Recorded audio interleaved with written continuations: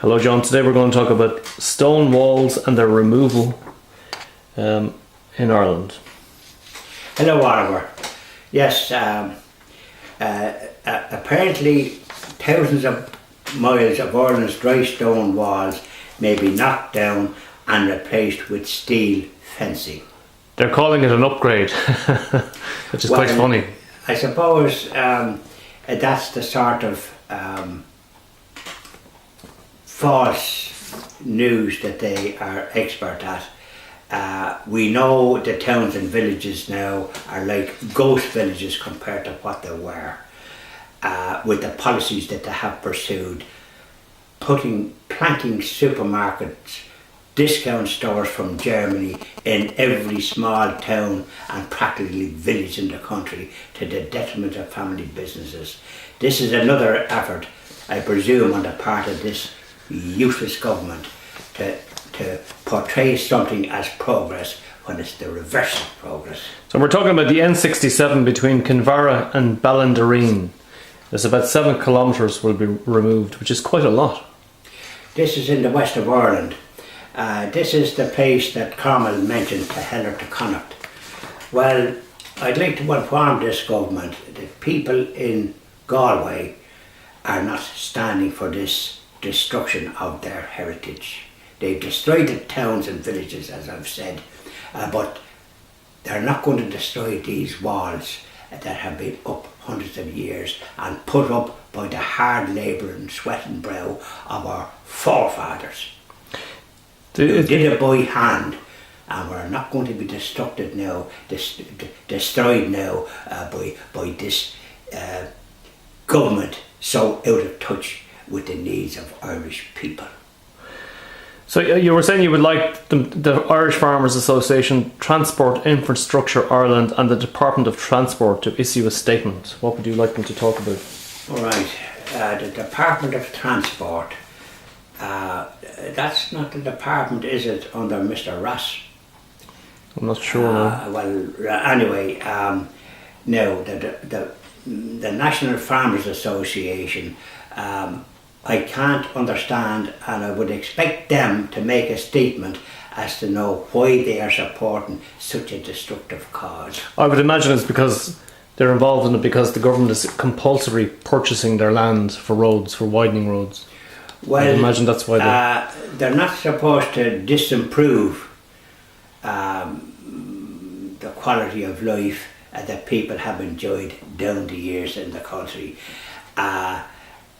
The compulsory purchase of roads is a policy that has criticism, because at times it's not that necessary to do whatever it is they're doing. If they widen roads and fix potholes, which are numerous throughout the country, instead of having grandiose plans to knock things down, fix what's broken, concentrate on that, and leave the walls alone.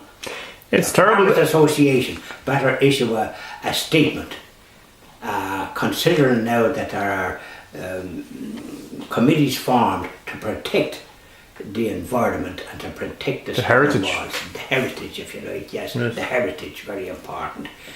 Because you see signs outside towns, this is a heritage town. Oftentimes you go into that town and there isn't a sign of a tourist office, except that it's a heritage town, and no one to guide you as to where to go. For anybody who's interested, there is a Facebook group if they want to support the cause. It's called Destruction of the Gateway to the Burren, Kinvara. That's for anybody. Secretary of the Dry Stone Wall Association, Louise Price, says that Ireland has the highest density of stone walls in Europe. Well, it certainly has, because of what our ancestors did to try and clear stones from the soil, and they used them to build walls and afford some protection for whatever livestock they had in the fields.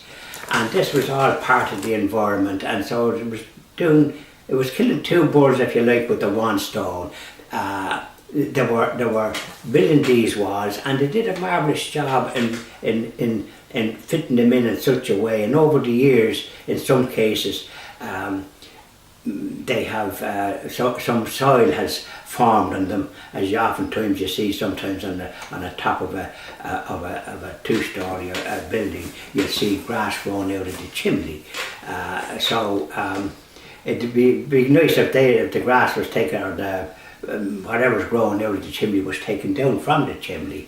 That'd be something that the government should maybe undertake and encourage to do. Maybe give grants for people to do it, because it probably is an expensive business getting somebody to get up a ladder and remove all this foliage that's grown on chimneys throughout the country, which I've seen in numerous places. Every town and village has grass growing out of its chimney.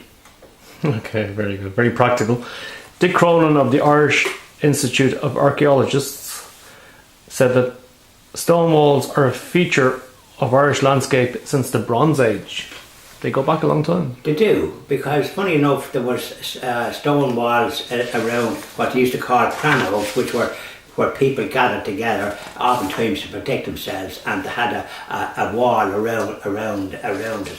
And another thing that had walls around it, which it daren't interfere with, was what they call fairy forts. And there's a lot of them around the country.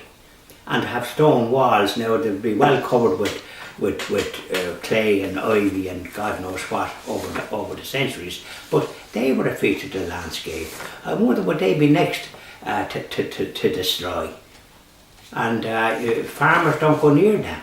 That's right, they have a lot of respect for them and a lot of fear as well. They were a guide because they're often situated in such a way. They were a guide probably for our ancestors travelling from place to place, that these fairy forts were visible, and it could be that there could be people buried in those fairy forts. Yes. Going back centuries. So all these things are features of the Irish landscape. They could be better publicised, and this is where the Christian and Jobs Action Party have strategies for jobs in all these scenic places, the walls we're talking about, the various places that are neglected, the various ruined abbeys and all the rest of it, and the destruction of the churches during the Cromwellian period. They're still standing. So this is something that there's great opportunity for jobs with some meaning to inform people and visitors in these areas. That's what the government should be concentrating on. It's terrible to think that they'd actually remove a stone wall, which is a couple of hundred years old, and think it's progress. They call it progress to erect a steel fence in its place. I mean, they destroyed the country. Sounds absurd, absolutely absurd. It is absurd. For example, there's a lot of animosity towards all these windmills that are about the place, and they are so inimical to the landscape, and I believe people that's near them often suffer respiratory problems because they take some of the air from the surrounding areas. They can have a bad effect on people to the extent that it can cause depression. That's right. There's information about it if one wants to look up the internet and find out the effects of them, the adverse effects of them, aside from the supposed to be plus providing electricity in what I call a clean environment. We had the Ardna Crusher down in Limerick, which was the first big undertaking in the river to provide electricity for people, and which it did. I'm surprised that we have such an amount of rivers with falls in them here that they don't use the water much more than they have been doing. That's it. Thank you very much, John. Thank you very much, Oliver.